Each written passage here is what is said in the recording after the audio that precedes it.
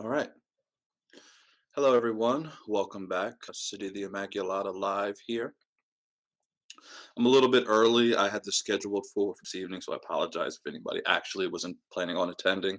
It hasn't really been the case for many of these lives, but I ended up having to schedule a meeting for this evening, so I wouldn't be able to do this tomorrow. So I went ahead and scheduled this a little bit earlier than I had anticipated. So today's talk, I'm looking at the loss of the Catholic community and sort of a general sketch, an idea of maybe how to reclaim some of that. So to get right into it, I am in order to properly fix something, I have a background in troubleshooting. It's troubleshooting very complex problems. And it's what I was paid to do for many years. And it's always been my approach. And I'm a firm believer that in order to properly understand in order to fix something, we have to properly understand what it was before it was broke, what changed it, and why did it change. It's only then when you have those pieces to the puzzle that you can sort of step back and begin to reassess how to fix the problem.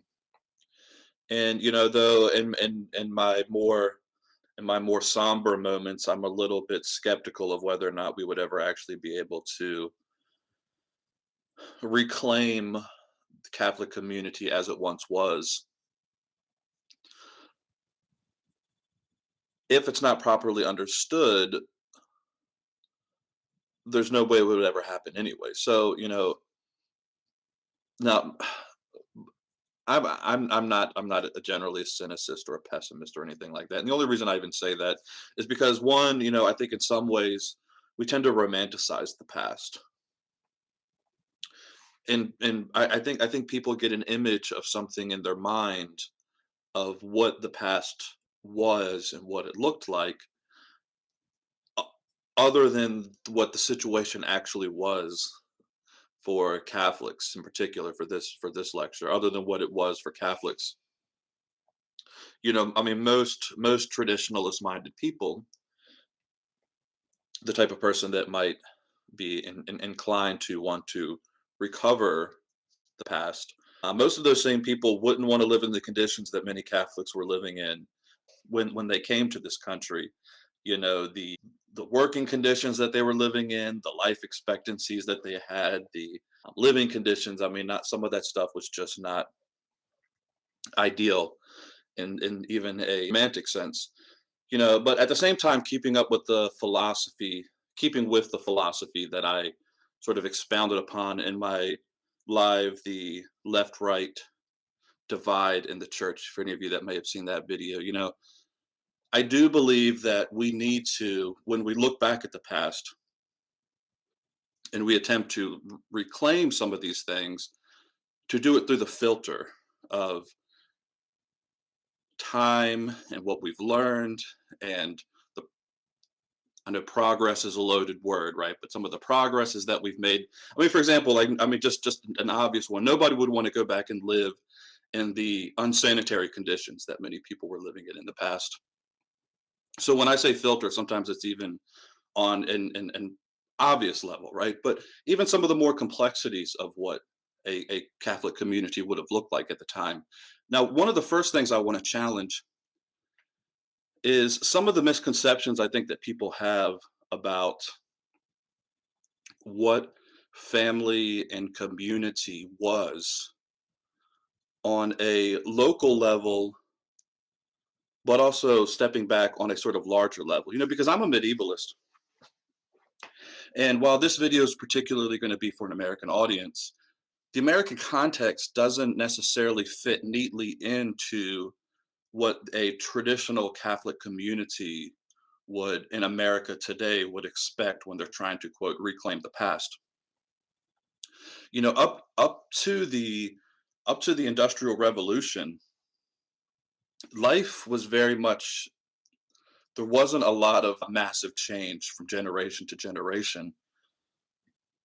and up to the Industrial Revolution, there wasn't a whole lot of variations from sort of what the traditional community life would have looked like, and that would have been going back to the old country now before the Industrial Revolution, before the immigration to the United States. It used to be most people would have lived in a village.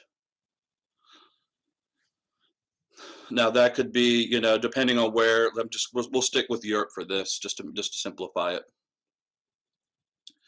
Depending on where you were born, the village might be more or less dense. Few people, might have lived in a more rural agricultural situation, but village life in particular, and even rural life for this purpose, it was all of it was very communal, very reliant on the other. There wasn't any concept of individualism in the sense that we American modern Catholics think of. The family life consisted of your extended family and then a family of friends and extended networks.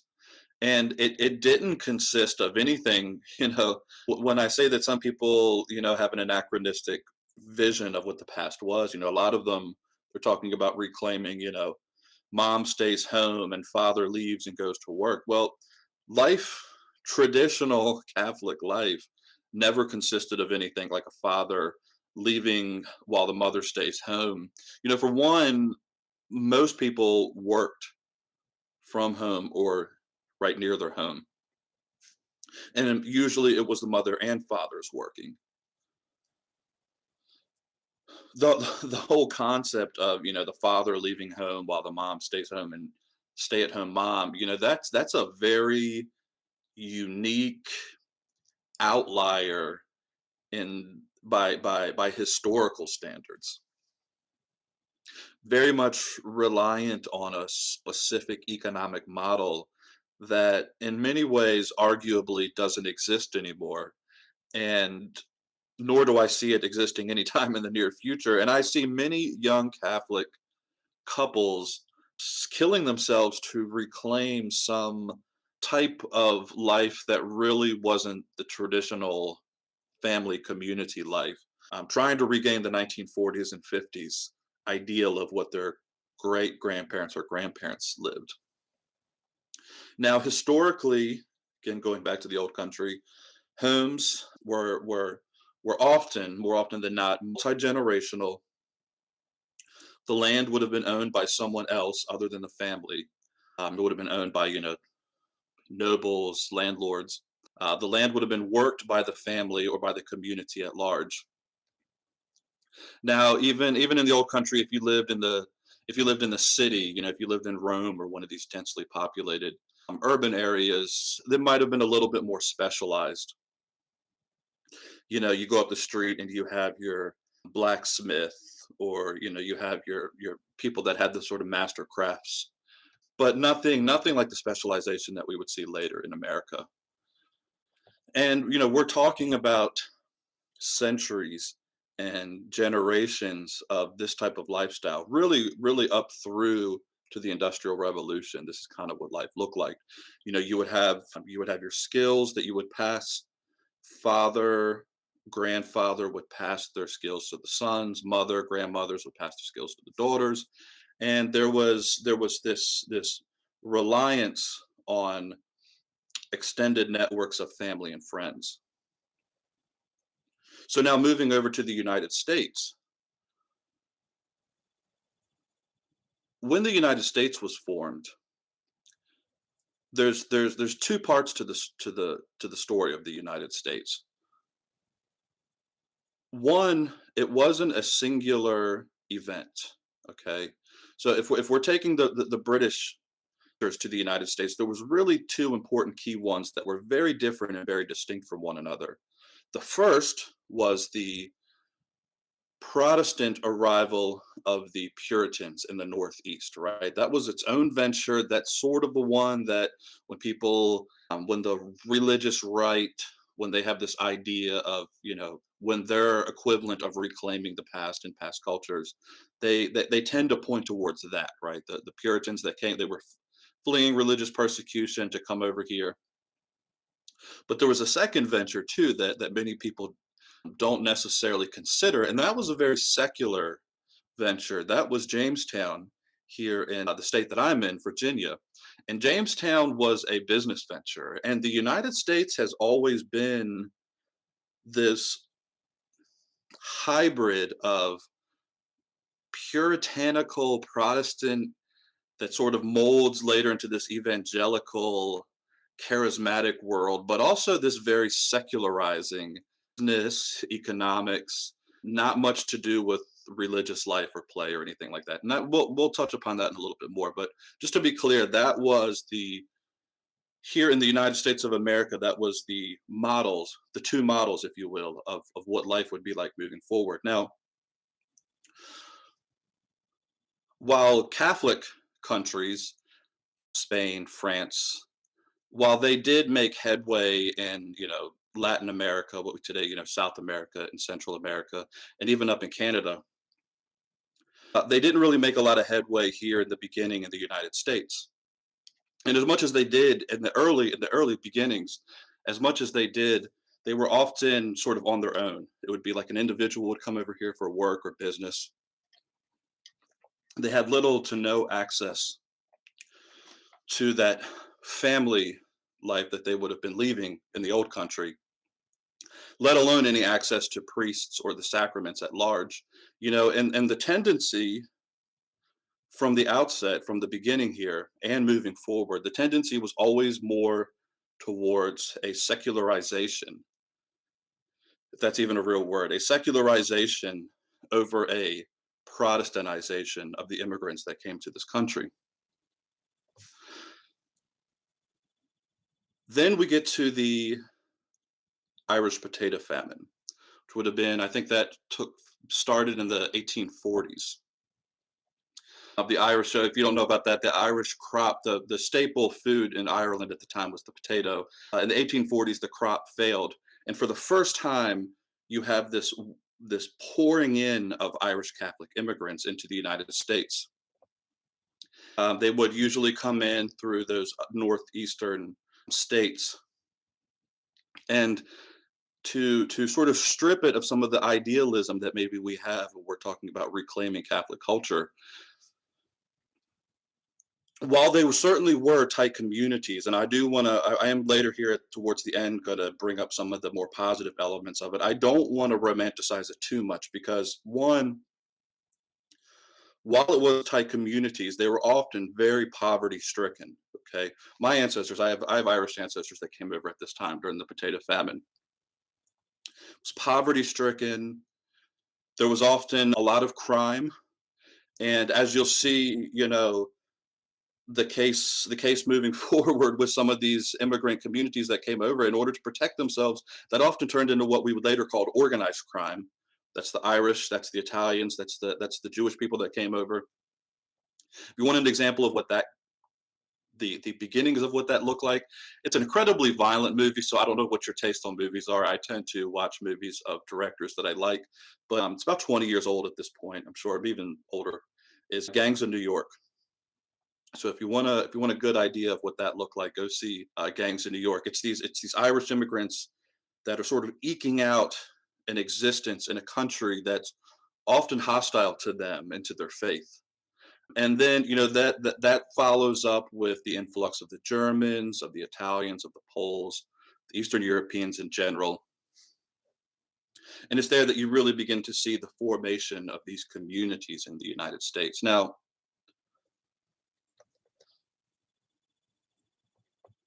from the beginnings of all of this, there never has been with the immigrants that came to United States a one-to-one comparison to what life was like in the old country to what life was like here in the United States. Gone were the days of that, mostly agricultural agrarian existence. And the immigrants that came here, no matter where they came from in the old country, they were first and foremost principally huddled in urban communities. Later, they would sort of spread into the more rural areas, but at first it was very much urban.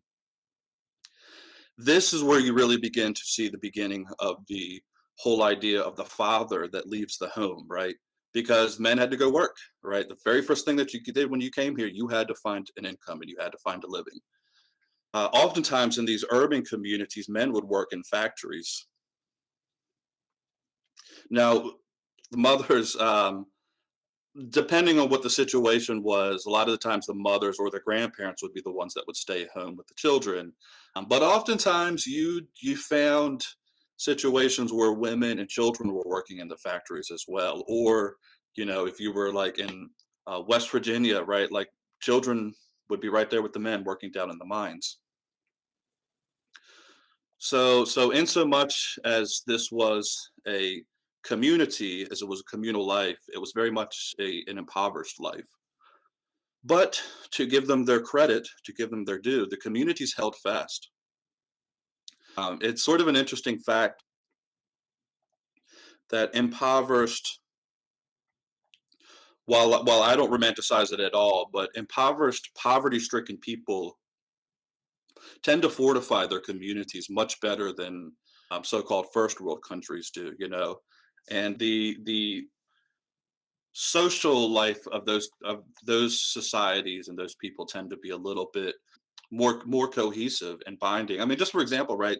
So the men that would go to work in these factories, it's an interesting little fact that not many people are aware of, is that you would have your houses, your housing, right? Whether it be apartments or whatever. Local to that, the men would walk to the factory that they worked at. Well, what ends up happening is that between the factory and the housing, there would pop up these little bars, these little pubs. And what the men would do is once the bell whistled and you were off on your way home, all the men would stop by a local bar, and that was sort of how they socialized. That was how they decompressed, right? This is one of the things. This would be a whole other topic, but I really believe that, especially the men that are sort of out there. I know it's a very traditional thing today where it's like the men go out and work, but we don't really have a good, like, I know this is something I've struggled with personally, is that bridge between work life and home life. I have a hard time decompressing, right? And I could see the value of just a men's bar, right? All the men get off, but like again, we don't live in that kind of society anymore where all the men are working in the same factory. But that's kind of a cool little thing that they had going on. The women, they were able to keep their social networks of family and friends, and this some of this stuff is not. Excuse me, I didn't mean to kick the camera there. Some of that stuff is not weekly Catholic. I mean, for Protestants were doing some of this stuff as well, depending on where you were in the country. I mean, I remember my grandmother, my paternal grandmother. She was nominally Baptist, and she had a wonderful network of friends. Right? I mean, and I'm not that old, so I'm not that far removed from her generation. They were, gosh, what would she have been? I guess she would have been born in the 40s. So I guess technically she would have been a baby boomer.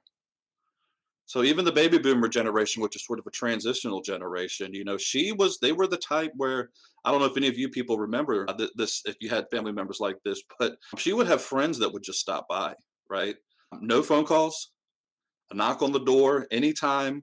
And that was just life. That was expected, right? You didn't necessarily have your friends, you wouldn't text and arrange at this time the friend's going to come by. I mean, she even had, like, she always had certain things on standby in case particular people came over, right? Like, I remember she had one friend. My grandmother hated instant coffee, but she kept instant coffee on standby just for one friend. Let me fix the camera here. Just for this one friend that would come by that liked instant coffee, right? So that was something that they had. They had their sort of social networks. They were so compressed, right? The social networks were very much alive and well during that time. They also had their parishes. Okay, as you see the immigrants starting to come over, you start to see the increase for the need for priests. And as if it's one Catholic here, a few Catholics there, it's hard to get priests to cross the ocean for that, right? But as this flood of immigrants come in, the priests are right there with them. So you see the beginning of parishes. I mean, my parish here in Central Virginia area, it's the original parish is no longer there, but the place where the parish that exists now, the original parish was built in the 1820s.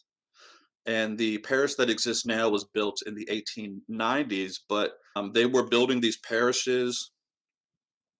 That was a huge part of the cohesion. That was something that they brought over from the old world that sort of helped to sort of keep that communal life, that community together. And you begin to see, I'm not an expert. It would be interesting. I would like to spend some time with it, how the diocese sort of formed across the country. I mean, I know like in the beginning, you would have had like, the bishop of like Baltimore would have been bishop of a wide swath of area. Whereas more, it starts to become partitioned out. And, even Virginia, it wasn't that long ago that the North Richmond diocese was cut in half and it became Richmond and Arlington diocese, right? So the history of that would be interesting. But they were building their parishes, the dioceses are forming, and they're building their schools, right? That's an important one. These were not rich people, right? These were usually very impoverished poor people, but they would pool their money together and they would invest in building these schools, these parochial schools, because education was obviously an important thing to them. So keeping some of these Catholic schools, while we all know, we took a big hit in the quality of education in the 70s, 80s, and 90s. I'm a firm believer that trying to keep these schools alive and rebuilding that, right, as we talk about reclaiming some of this stuff, is important because it was important for them, right, to even get them started. Another thing that they had was their weekly Catholic customs that they brought over here, and a lot of those were often based on sort of ethnic backgrounds, where you were coming from. I mean, they would bring their festivals, they would bring their feast days, right? The one that kind of comes to mind, well, the festival, Halloween, right? The Irish, they brought that over. The Irish give us St. Patty's Day, right? I mean, that was a big Irish. I mean, what is St. Patty's Day? But it's the feast day of St. Patrick. They had their processions. You wouldn't necessarily see processions like here in the Bible Belt areas of the South.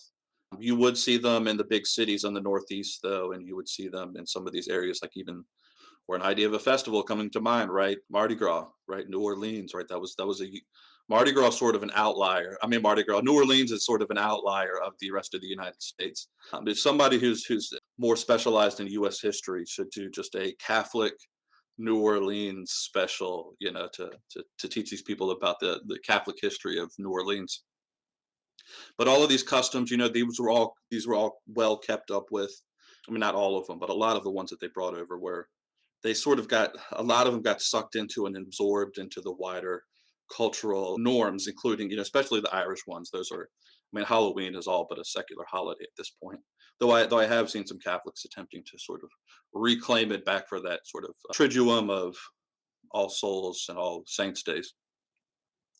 As well, you have your confraternities, right? Those were very strong for the immigrants that came over here. Retreats were very important, right? Immigrants, we kept up with that very well. And you even had the formation of some new organizations, right? Some new fraternities like the Knights of Columbus. That was built out of a need for giving Catholics here in the United States some sense of identity and culture. So, we were making the best of a quickly shifting world. We, as in the Catholics that were in the United States at the time, right? I mean, this is a new world. It's new technologies, right? It's post-industrial revolution, and you're in a completely new environment, a completely new country across the ocean. We were making the best of it, and we were doing okay, right? So then, going back to the beginning here, right? I'm that troubleshooting person. I like to say, what was it, and then what went wrong? Well, what went wrong is kind of complicated, and I can't say I have all of the answers to that, nor do I think anybody necessarily has all the answers to what went wrong with, because it's arguably it's by far not just the Catholic communities. I mean, society as in a whole, what went wrong. But to begin with, just to sort of focus on the Catholic, we can point out some clear things that happened, right? So one of the things that happened is that gradually over the succeeding generations of Catholics from that first influx, Catholics began to move up the economic ladder. And with that, you begin to see Catholics moving out of that insular Catholic community, right? And, in so much as we were, together and like these tight knit communities, we were able to kind of hold fast. But as we moved up, we also moved out. And it wasn't uncommon for Catholics, and it still isn't uncommon for Catholics to, as you move up the economic ladder, you sort of move out into these more suburban areas where you become a little bit more isolated. It's not uncommon now, right? Where children before, it's a big important thing, is children as they're sort of forming their identity, they form their identity based on the sort of people that they're and the other children that they're surrounded by. So it's not uncommon for Catholic children to be surrounded by non-Catholic children. And this is happening as they move up that economic ladder, right? Because it would be certain Catholics would sort of move out of that initial urban communities, right? And you would sort of be an island to yourself. And then to much as you wanted to get Catholic community, you would have to do it like on a Sunday, right? You would go to mass and then you would be surrounded by Catholics again. But that's very tough for children as you're forming children, right? So all of these, all of these traditions with few exceptions sort of went by the wayside, and where men just to sort of hone in on men for a second, where they were more focused on their careers and their incomes. And now we're moving into that sort of 1940s. The man leaves the home, mom stays home. It's a nuclear family, right? That whole idea of the nuclear family, that's a very modern concept. We were talking about that before. No longer are they all working together in the same factory. A lot of the times, these men were rarely around other Catholic men unless it was Sunday church, or, if you were lucky, you would have like a Knights of Columbus organization or something like that. But this is a gradual process, and we're still sort of moving into it, right? I mean, it's not that many generations ago that all this was taking place. For some of us, it was only our parents or our grandparents. So the whole process is still kind of crystallizing with each passing generation. So that's one of the things. And with this movement, this economic trend upwards in America, it's not uncommon. In fact, it's a very common thread for all ethnic religious groups that come to the United States. I don't care if they're Protestant, if they're Catholic, if they're Muslim, if they're Hindu, whoever they are, is just the sheer power and sway and influence of secularism. I mean, I would argue it's probably secularism, even over the Protestantizing tendencies. Secularism is probably the single greatest force in history. This massive shift from this sacred communal life to this secular individualized life, right? And Catholics by far were not immune to it. We're still not immune to it. And many Catholics swallowed that pill of secularizing, and I see it, one of my fears is that it's going to continue to happen with these ethnic groups that come into the United States. You take the Hispanic community, for example, right? I have some insider information on some of this, though I know it's a wide demographic of people. But with each generation, right? This is going all the way back, and this is now sort of happening real time with the Hispanic community. My concern is that as they sort of trend upward up the economic ladder, they're making money, they're moving up, and their kids and their grandkids will only have a vague, distant notion of what life was like for their parents and their grandparents. And they're going to get that, like that. I said this before because I got sort of sucked into this as a young man. The teeth of secularism sink deep, right? Now they leave us high and dry, and many people end up coming back to the faith. But just as we're talking about community life here, that effect that it has on that community life, I see that probably happening more than likely with the Hispanic community as well. And there's a little bit of tragedy to that as you see these people crossing the border into the United States. And look, I understand why they're coming here. I understand why a man would risk his life and risk law and to cross the border. And it's easy for me as someone who could secure employment, to say no, go back, right? Like save your souls, go back to the countries that you came from. It's easy for me to say that while my kids, have food and education and healthcare and all of these things. So I understand and that's even going back to the immigrants that came over here initially, our European ancestors. but there's still sort of a great sadness to it, you know. And I know folks who are invested and active in ministries that are reaching out to these Hispanic communities, because a lot of these Hispanic men that are coming over here and bringing their families over here, a lot of them aren't involving themselves in their Catholic life, which is a very sad thing, and I fear they'll end up where many of the rest of us have, right? Another thing that we can't dismiss is that the US is not a Catholic country, okay? Never has been, right? You've got that initial Puritan influence and secularizing influence, but as far as religion goes, the US is not a Catholic country by far. In fact, it's historically been quite hostile to Catholicism. So, Catholics are the only group that has ever had its own political party formed to combat us.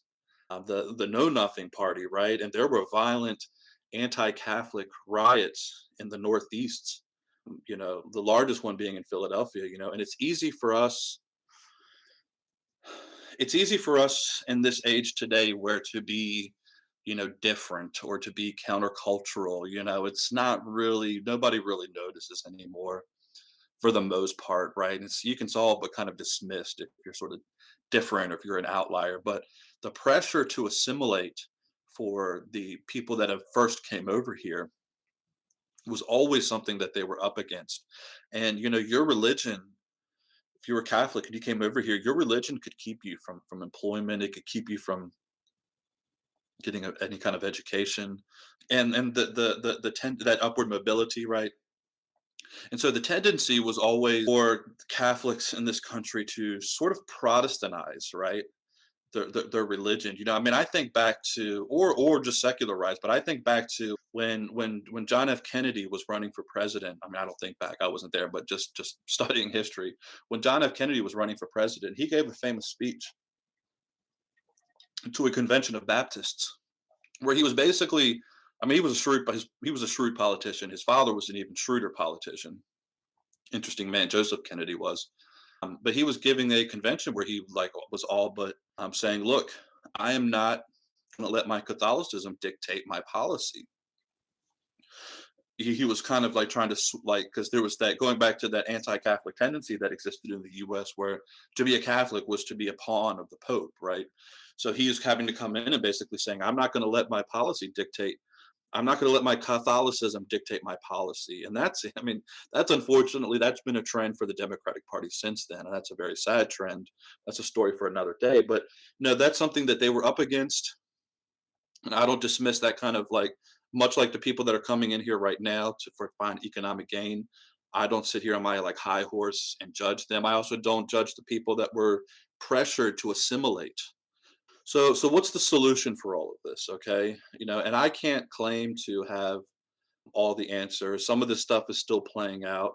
I can't even really claim to have a plan of any real systematic way of planning this stuff. But and this is a YouTube channel, right? And I know, on YouTube you're supposed to be, you're supposed to have the answers and you're supposed to be, assured all the time. But modernity and the rise of all this new technology, the sheer power of trying to combat secularism, it's right. But I do have a few ideas,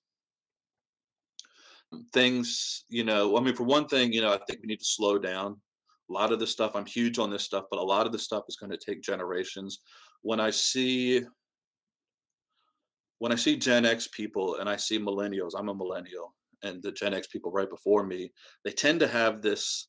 People of my generation tend to have this like, we need to fix it right now, right? Before I die, it's all got to be fixed, all right? Or I'm just going to abandon the church, or the church has just fallen into chaos and is doomed for perdition and hell, and the gates of hell have prevailed.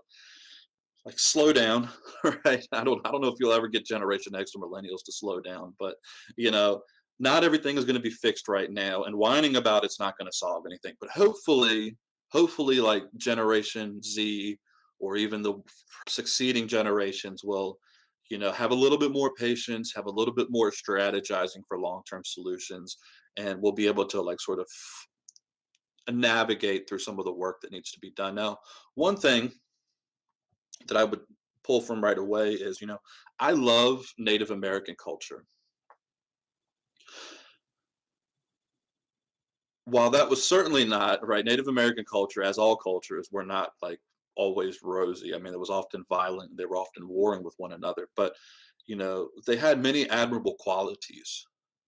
Various Native American tribes did. And one of their admirable qualities was their ability to pass their culture from one generation to the next. And I'm going through this with Native American. I've just always been really fascinated by Native American culture. So I'm using this as an example that I just am aware of and can pull from, though I'm sure I'm positive there's many other examples. But Native American culture was able to pass it from one generation to the next, sometimes for many, many, many generations, right? Where I lived, we have it was the Powhatan tribes, and they kept their culture alive for a very, very impressive amount of time. So, we can take some lessons from that, right? Like, how did they do that? For one, they were heavily, heavily, heavily relied on the tribe. Going back to what we were talking about before, the tribe was everything. It wasn't mom and dad alone fighting every problem on their back by themselves. In the Native American cultures, tribes were things were and responsibilities were handled communally and familially. And related to that, right, in Native American tribes, the importance of taking care of your elders can't overstate that, right? Elders were so important to tribal communal life, right? The elders were the passers on of everything, right? Elders passed on knowledge, they passed on the legends, they passed on the family histories, right?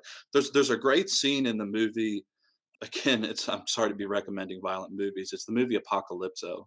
And I know that, I mean, Apocalypto was not a Native American tribe, but it was the Central American, was it Mayan tribe, I think. But anyways, it's not, there's not, it would have been a very similar circumstance of what I'm talking about here, right? Where the scene was you have an elder and the entire tribe was sitting around this fire, and the elders were there and they were listening. I mean, everybody was there. They were listening from the youngest to the oldest, from the children to the parents to the grandparents, and they were listening to this old man. The old man was telling a story, right? That's oral history, right? That's another thing we've lost. Oral history is so human, right? And we've lost it. And this goes back to like one, we put our parents away. We put them away in these homes, and we don't get the like help and the benefits that we could from having that older generation available to us, right? Because they pass on so much. Like, I mean, parents are in the fog of war, right? Mom and dad are in the fog of war, trying to survive, trying to provide. You've got, we're at that age now where we're vital and we're vibrant. A lot of that responsibility that parents are trying to juggle everything themselves was either done by the higher generation, the grandparents, or it was done by the larger extended family. So taking I mean, and consider, right, this is a big this is a big step, but it's a step that would be important for reclaiming culture and community and taking some stress and burden off of some of ourselves. Is consider keeping your parents. Okay, don't cart them off into homes and put them away, right? Make sure you give your children access to their ancestors, right? Now, they need to be one of the challenges I think here in the US, and it might have been a problem throughout history, just depending on who your parents were. We're so individualized that you'll see, like, I don't want to live with my in-laws, right? My father-in-law is going to try to like dictate everything to me, and he's going to try to run the house. Well, part of the responsibility as grandparents, right? If you're a grandparent or you're going to be a grandparent one day, is you have to pass on certain leadership roles to your sons and your daughters. And if you're going to live with them, you have to let your son, the head of the household, take over and you take the back seat, right? So that would be part of the responsibility if we're going to keep grandparents in our homes and have access to them and have access to that culture and that knowledge and the legends and the history that they bring. Grandparents are going to have to like take a backseat role where they're not trying to run the house, they're not trying to own the house. But they can be great helpers, they can be great teachers. So, for those of you that are going to come to the age where your parents, I mean, it's just such an American thing, right? Where we get to a certain age, we got to get away from our parents, right? That is not traditional in any sense of the word. So consider having multi-generational homes. Another thing to consider if you're mobile, if you're younger and you're mobile, is to consider setting up roots where other Catholic families are. And this is broadly, broadly speaking, like a wider like community and towns and things. But this is also neighborhoods, right? If you have some Catholic friends and there's a group of them and they're a couple streets apart, consider trying to find housing in that area, in that neighborhood, on that street. We need to live near each other. We need to have access to each other. It makes it so much easier. It makes it so much more likely that we will have a community if we are actually physically a community. Related to that, and this is a very important one. All of these are important, but this is an important one that I had to learn when I came into the faith. I met my wife not long after. We were dating at the time, and we had some friends, wonderful Catholic family. They've moved to a different area now, but they would always open up their home, right? So as a community, you need to be willing to open up your homes. This couple monthly, if not weekly, would have people and friends over at the house, right? And it was always, I mean, and it was such a wonderful thing to be around. Like it would be one on one, like this, like my wife and I would go and hang out with them one on one as couples, or it would be like just big groups of us would all go over.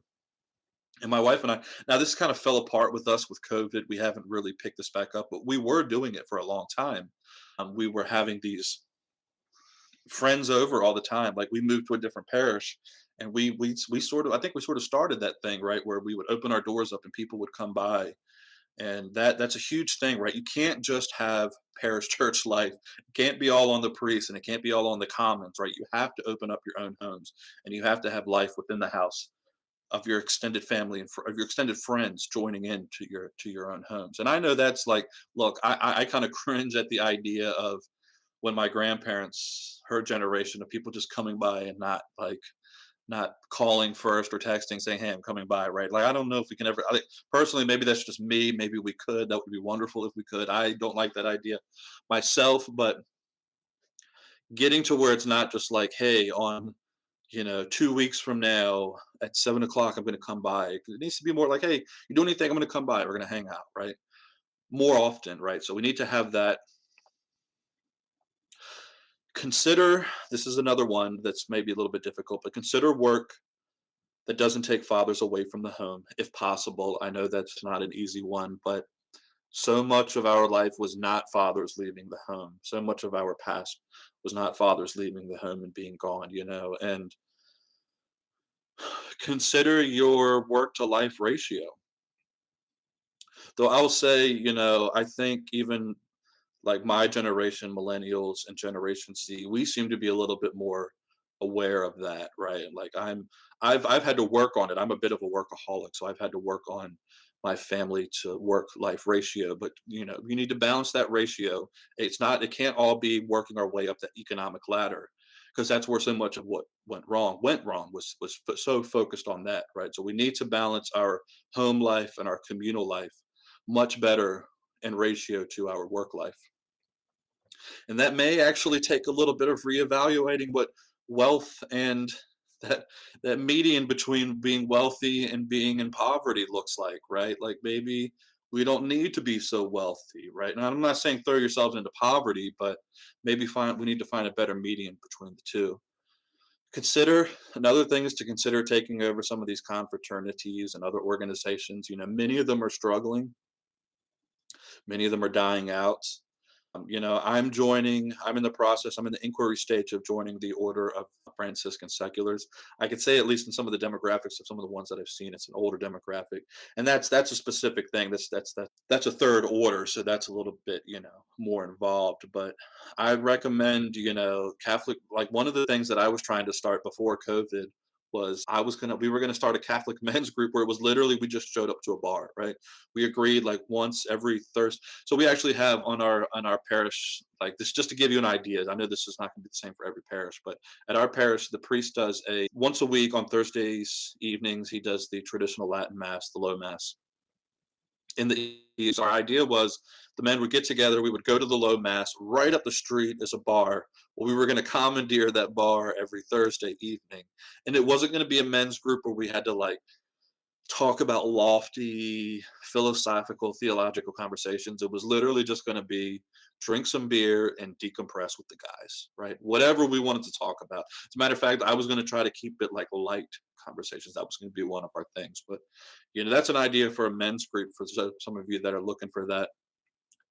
And women in my experience, I don't know, maybe this might be different in other places, seem to be better at forming these groups and these networks of friends. The men really seem to struggle with it. So that was my idea for sort of gathering a way to get men to actually join together. One of the things I will actually criticize Generation Z about is you guys need to put your devices down a little bit more. All of us do. All of us need to put our devices down much more. But you guys in particular, somebody needs to step into some of these confraternities and these in-person groups, right? Where people are actually in person with one another, not where like it's great. I know I see a lot of you guys enjoying your live chats where you're all sort of together. I mean, that's fine, do that, but we need to have stuff like we need human contact, right? Let's not live in COVID Zoom world forever, right? Like you guys need to put your devices down and spend time with each other with the device is never even on. Like, look at each other, right? That's a big thing I see with Generation Z. You don't see with my generation or the generations before. Is we're constantly like this, right? Constantly looking at our phones, right? Looking at each other and having these things where phones aren't allowed. So, anyways, guys, it's going on about 50 minutes here now. That's a few ideas that I have. We need a lot more ideas. I'm sorry, I've given you more problems than I have solutions here, right? But the solutions are very much in need of some tweaking and some working out and some great minds thinking about it. And some of it's going to have to be organic. I don't think it's going to be something where we all sit down on the committees and form, right? Like inform ideas, a systematic way of regaining our culture. So I got a few. Let's see. St. Peter's Basilica required approximately a century. Yeah, no, slow down, right? Like, yeah, that's a huge one for me is just the time it's going to take, right? That's where I was just actually headed. And my thoughts was, it's not going to be the systematic blueprint. Some of it's going to have to be organic. And it's going to take your children learning from you and then their children learning from them and from you as grandparents one day, right? God willing, we all get to be grandparents, and then hopefully, these things will kind of come together. I do see some positive things. It's not all. I mean, with the Catholic community that I was fortunate enough to come into, one of the huge things was just something as simple as opening up your home to your friends, right? Inviting your friends over, having them at your house on a regular basis, going to their homes on a regular basis. That's a big part of, I mean, what is a community, right? It's together as one. Okay. And while these type of things are nice, and I appreciate the comment there for the talk was great. Yeah. So thank you, Gene. That's a big thing for me is putting these devices to the side, being with each other one on one. These type of things are good, but these lives and these type of things should be a impetus for us to want to be together in person, right? Absolutely, and I think the millennial, like you're Gen Z, right? I'm on the Generation X rather. I'm on the cusp of Gen X to millennial. Technically, I'm a millennial, and millennials are the same way, right? Like, I mean, maybe it's just I don't know. Is there something about like the I mean, to give like Gen X and Gen Z we saw a lot of things falling apart, right? Like the 80s, I have vague memories of I've mentioned this before. I have vague memories of the 80s. You can watch some of the news about what was coming. 80s, the streets were horrible, violence in the United States everywhere. The 90s were a very violent period, right? So maybe that was sort of like ingrained in us as Gen X and millennials, where it was like everything's falling apart. Where now things seem to be a little bit slower. We're sort of in the like the smoke from the fires, the ashes are still there, right?